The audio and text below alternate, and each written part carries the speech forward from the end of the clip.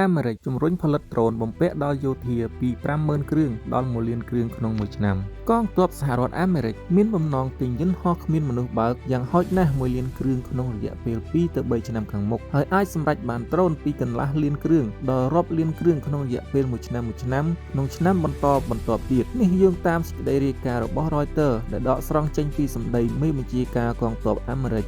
លោក Daniel Discroll នៅក្នុងបទសម្ភាសន៍ជាមួយ Reuters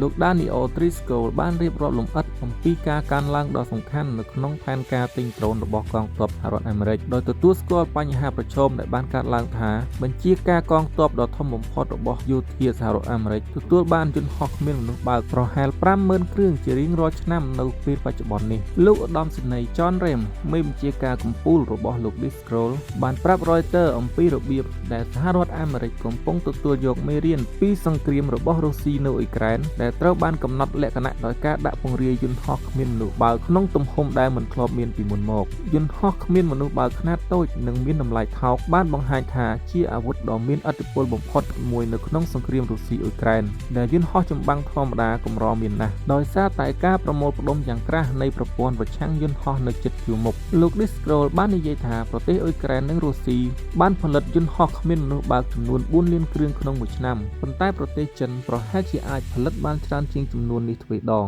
លោក Discroll បានបន្ថែមទៀតថា